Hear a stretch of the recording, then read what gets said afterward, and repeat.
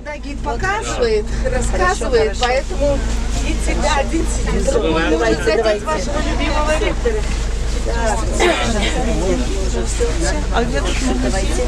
Сейчас, если что, может даже вообще вот, я боюсь, что их больше. Так, это у нас, это ПНТУ еще. Ищите, здравствуйте. Ищите места, здравствуйте. Здравствуйте, все свободные занимайтесь.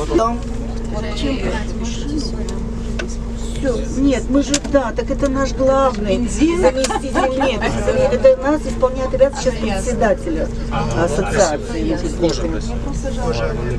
Бензина. С нами. Нет, так они не хотели. Нет,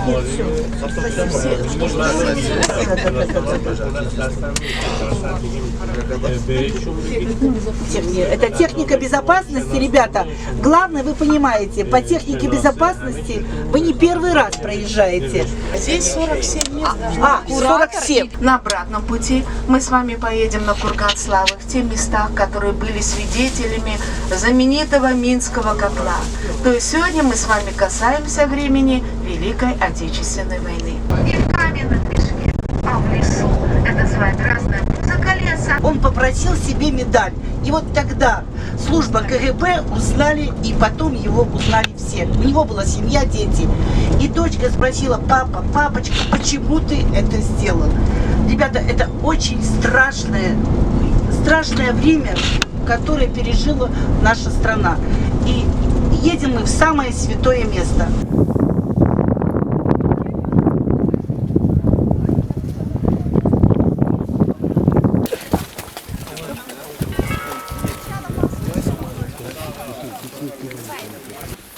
И кажется, вот-вот бронзовый уста старика гневно скажет: будь проклят фашизм. Трагедия Хатыни произошла 22 марта 1943 года. Карательный отряд Дирглинвангера, карательный отряд 118-й полицейский полк под командованием Григория Васюни, тех, у кого старость от горе, вели под руки соседей. Все население Хатыни фашисты согнали в колхозный сарай. Пламени взметнулся в небо. В дыму задыхались и плакали дети. И когда под напором десятков тел бросились убегать, то фашисты открыли по убегавшим заводам. Сгорело в огне Хатынь. 75 из них дети. Но не все жители погибли, конечно.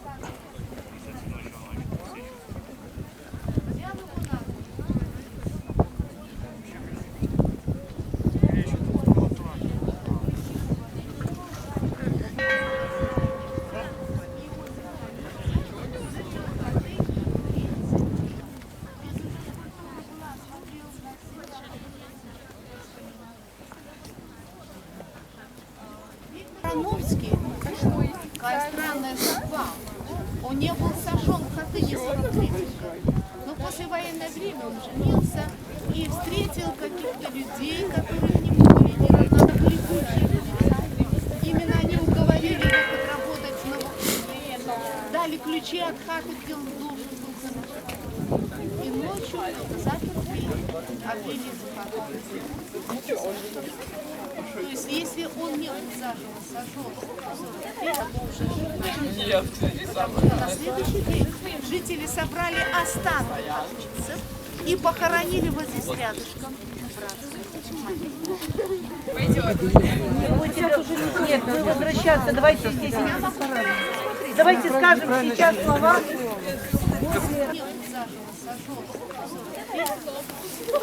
Вся скорбь, все горе нашего народа, которое нам надо было нашему народу перенести в годы Второй мировой войны. Это место скорби, место горя. Вы можете представить, что вот такая цифра, что 9200 деревень в Беларуси были в годы войны пострадали, из которых 5000 деревень были сожжены вместе с жителями. Это все говорит о том, какая война. Война – это горе, война – это бедствие.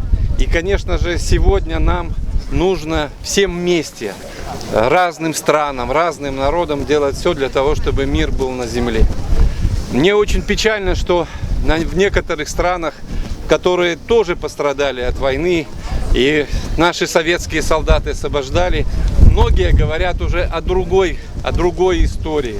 Пытаются вот эти фрагменты как-то вот не замечать.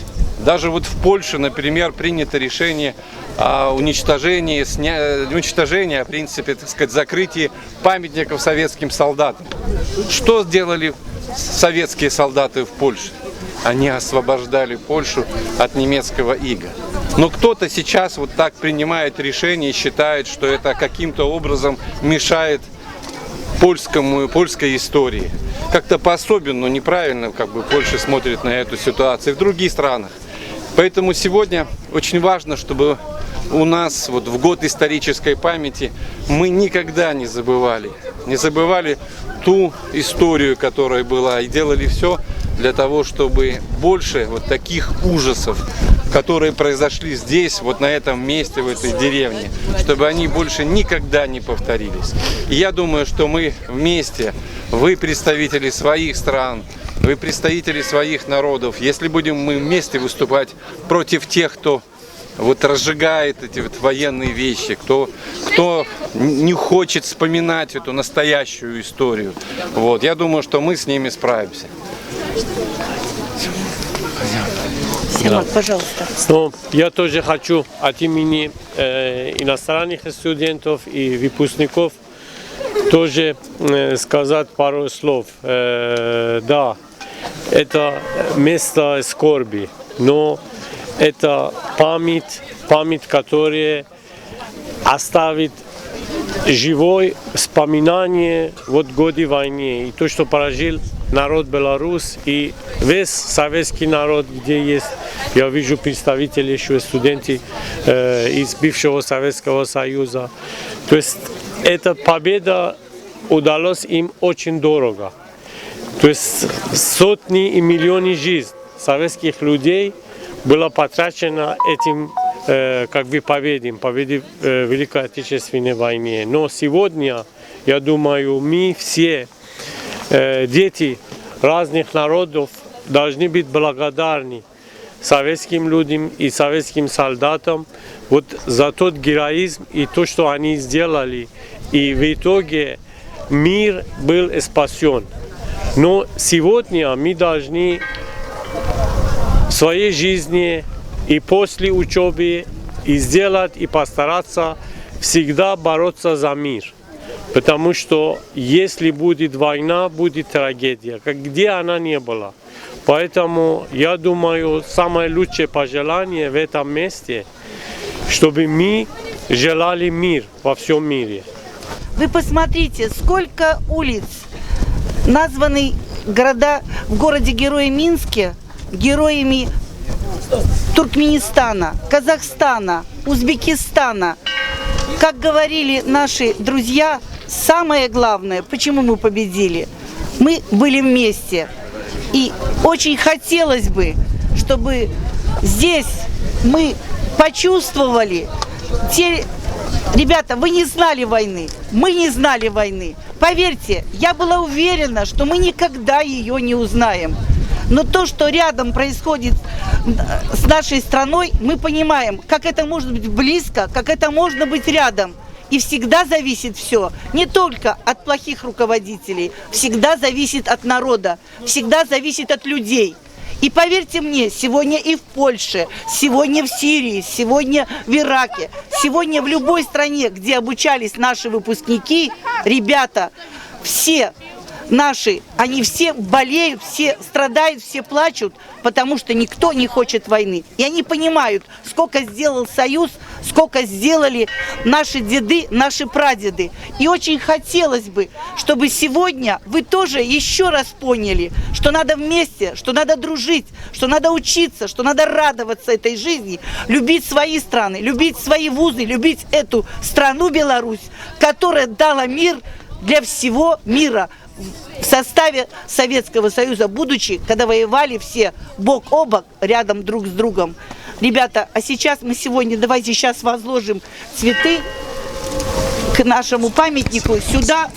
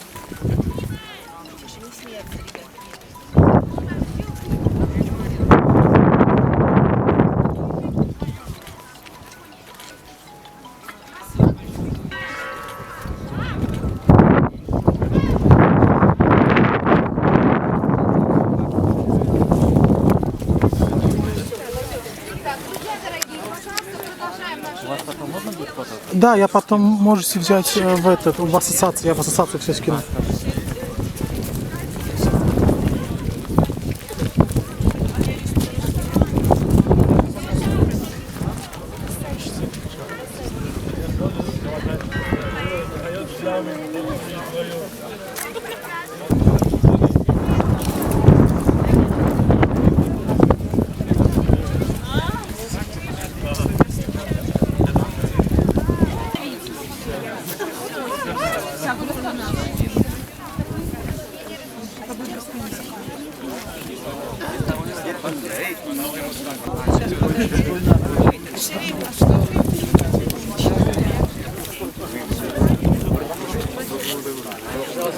Это наши ребята стоят? Да, наши вот. Вы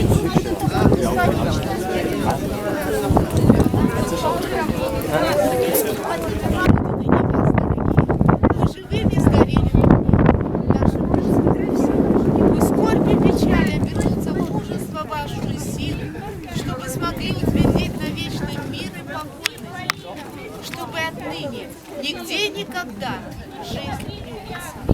А вот эта дорога, так понимаете,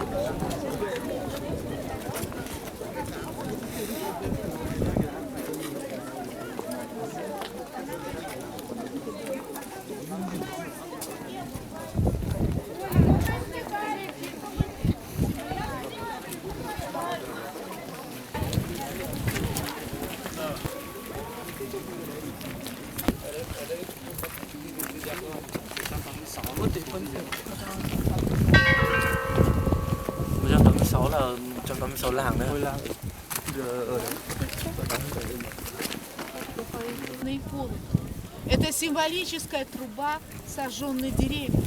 И в сожженной деревне здесь оставались только лишь печные трубы. Нет, невозможно найти оправдание. Было селение, осталось название. Не только печи на мертвых полянах, а плакали ливни и ветры те печи, трубы которых, как скорбные свечи. Нет хатли, только звон 26 колоколов. Они автоматически звонят каждые 30 секунд. И по пятой крыше 4 колодца, 4 креницы. Увидишь и сразу захочешь папа, как было при людях, как было когда-то. И в каждом колодце вода ключевая, холодная, чистая, словно живая. Никогда дверевские калитки возле каждой из хат открыты настежь. подойдем к одному из бывших.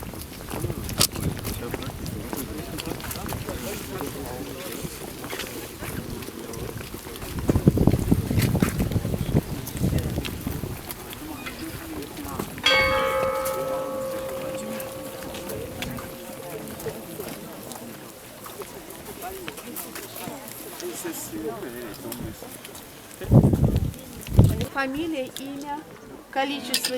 Напротив его родной брат, многодетный, сын по делам, и разинув горькую участь хатынская. Звон колоколов хатыни, в нем скорбь и печаль, боль и гнев. На земле Беларуси хатынь ни одна хатынь. И 185 деревень, 186-я хатынь уже больше не возродилась. И мы сейчас с вами подойдем к кладбищу. Видите, как оно расположено дальше. Кладбище 185 деревень. Деревень, которых мы уже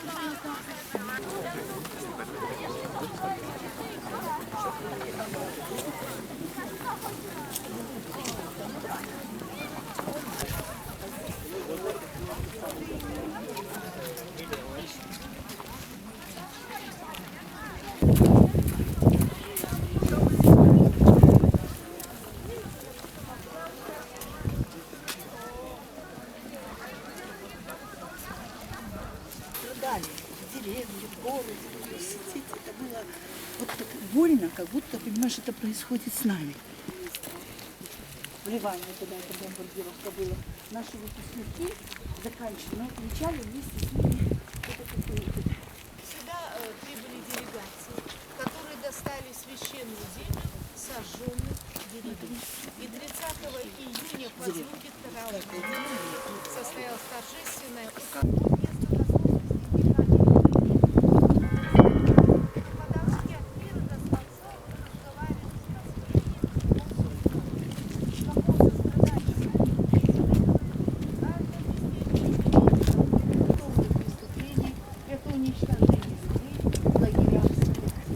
память о них здесь создана скорбная стена памяти. Вот такая стена памяти напоминает дощатый барак концлагеря. Высота 3 метра 60 сантиметров, длина 120 метров. И среди взрослого населения здесь находились также дети.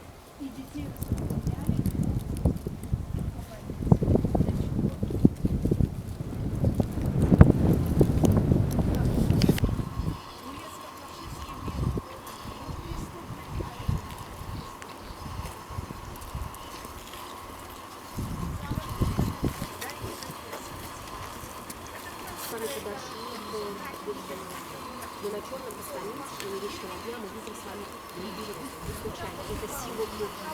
Рассказ о том, что человек жить Длиной 50 метров, глубиной до 3 метров были найдены сожженные человеческие концлагерь, амбразуры навесили на железной же, за решеткой чисто, что цифра 18.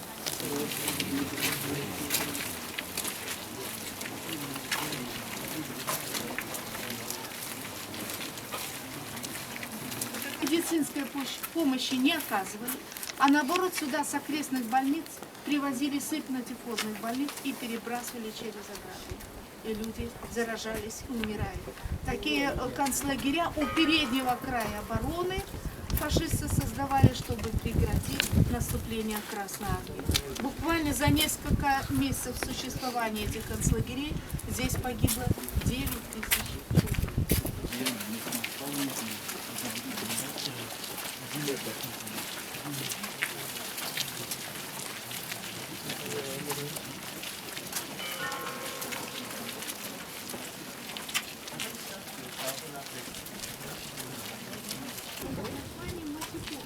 Рацион состоял из 100 граммов хлеба и 200 грамм картофельной баланды. И, конечно, от такого питания люди умирают.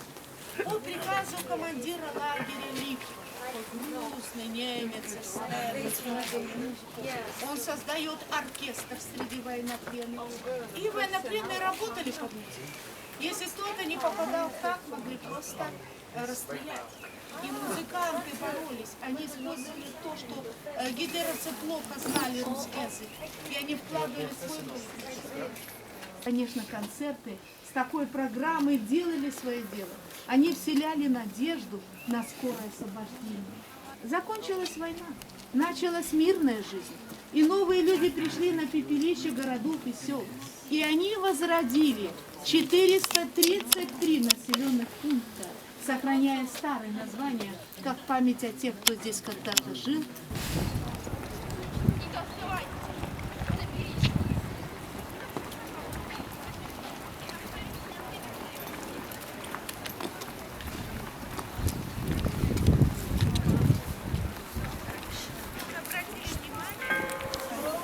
Более тупым концом упирается в стену, а острым разорванным шутки символы освобождения. Вот эти 432 куда я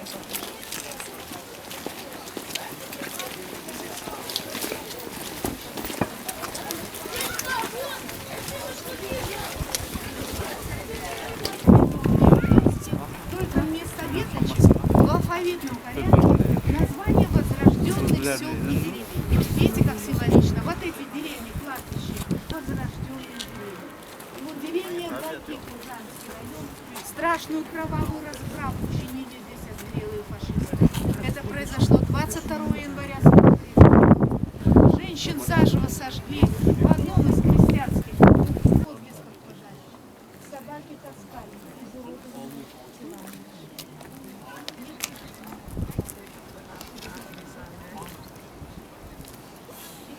Этой деревни нет. Но уже пошли минуты молчания с памятью.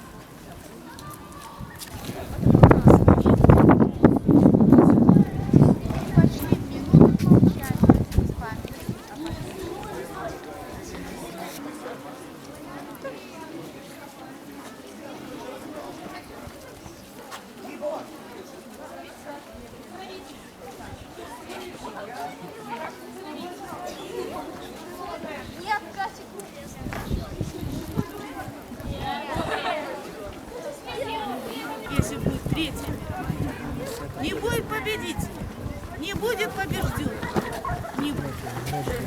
Не будет.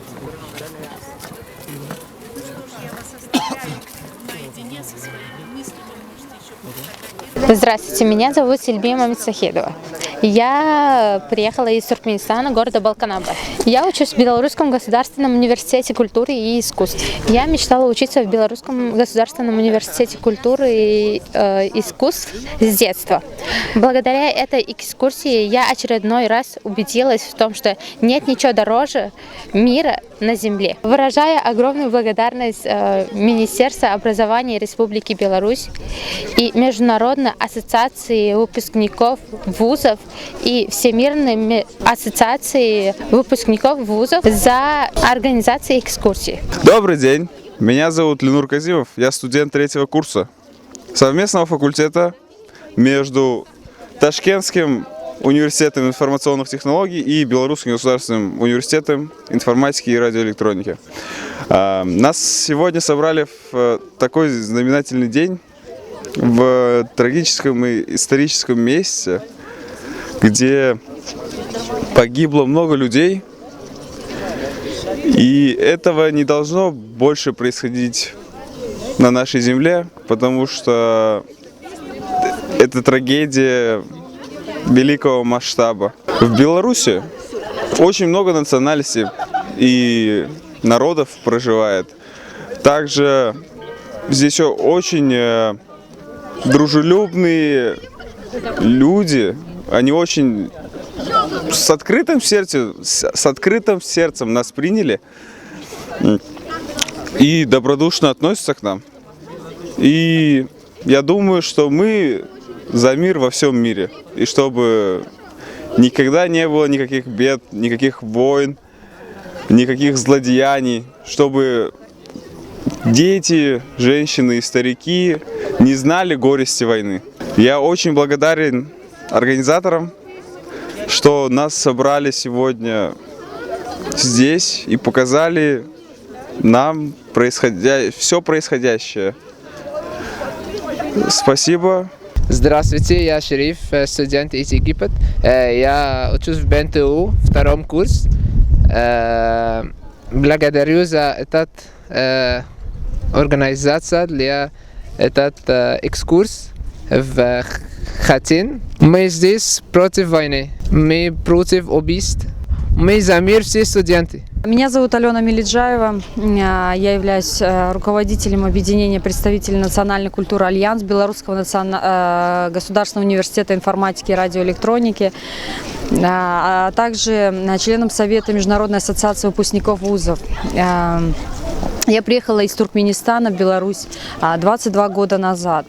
В Хатыне я уже в 3-й раз за это время, но каждое посещение оставляет неизгладимые воспоминания и боль в сердце. Действительно, когда окунаешься в эту атмосферу войны, вспоминаешь воспоминания своего дедушки, бабушки, которые прошли через это. Эта боль не утихает в сердце. Поэтому посещение таких мест напоминает, посещение таких мест дает нам возможность понять, насколько важен мир вообще в нынешнее время. Поэтому мы крайне благодарны организаторам сегодняшнего мероприятия. Это вообще очень большой проект. С Хатынью он только начался, поэтому большая благодарность Министерству образования Республики Беларусь, Международной ассоциации выпускников вузов и Всемирной ассоциации выпускников вузов. Данная экскурсия сплочает ребят, молодежь, студентов, выпускников с разных стран, которые в свою очередь являются проводниками дружбы, мира и единства. Меня зовут Марал, я из Туркменистана. Мы учимся в Белорусском государственном экономическом университете.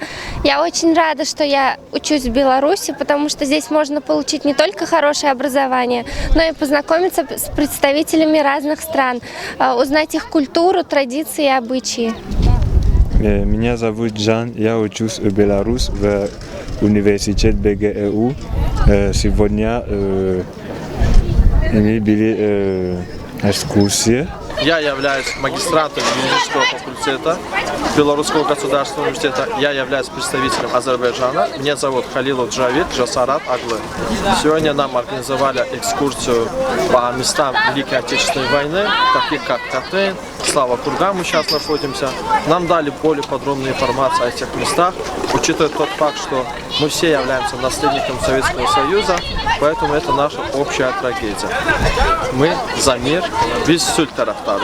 ما ایرانیا طرفدار صلح هستیم. Bonjour, je m'appelle Giran, je suis étudiant à l'Académie de communication et je suis un peu marnais. J'ai beaucoup aimé l'excursion et surtout que j'aime beaucoup le pays. Merci beaucoup. Goy dünyada paraxatçılık bolsun. Biz tinchlik uchun. Chunkoy yo'g'ing. Ehna shar salam. Mizamir. Mizamir.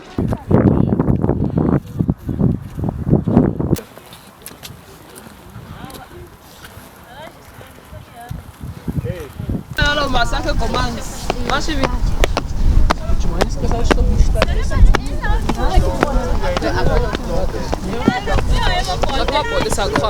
Дальше, дальше. Съемай.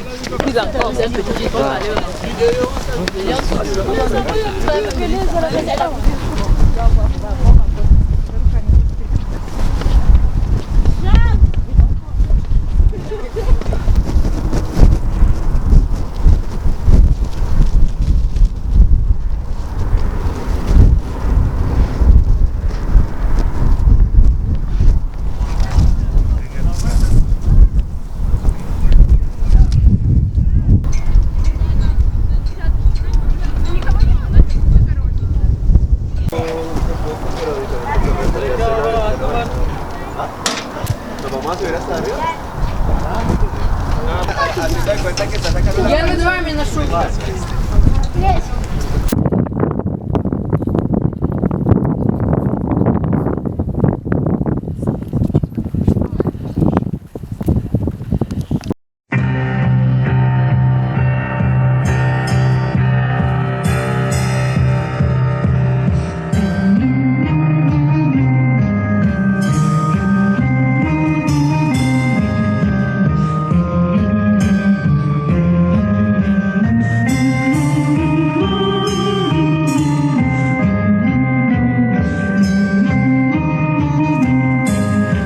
Застыли в суровом молчании леса, как круги сгоревших торчат в небеса. Трубы печей хатыри, трубы печей хатыри. Сонет хатынь, болью людей теплится. Стонами снова хатынь, наши сердца стучится.